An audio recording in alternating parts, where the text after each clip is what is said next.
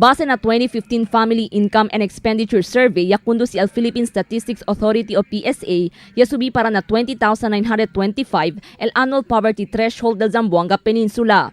El poverty threshold ta representa con el minimum yearly income ta requiri o el gastos del un individual para na sus necesidades na cada día. Según con el focal person del PSA Rick Mark Anthony Garcia, base na records ta aparece que cada familia ta composita 5 miembro debe tiene encontrada valor de 8,719 de pesos cada día. And based on that survey, El Zamboanga Peninsula's annual poverty threshold talyale na 20,925 in 2015. Ese mas alto le compare na 18,054 not dead the last 2012 files di ato, no?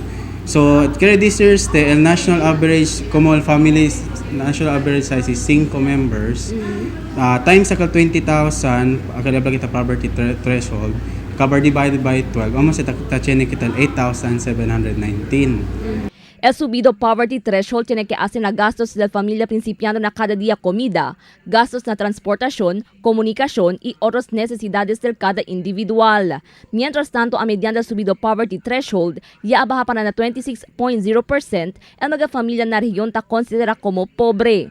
Según la PSA, ya contribuye aquí el mejorado employment status del Zamboanga Peninsula.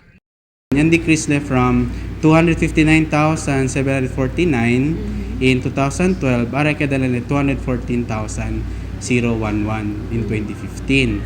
And among the provinces, Zamboanga del Norte had the highest magnitude of poor families at 99,149.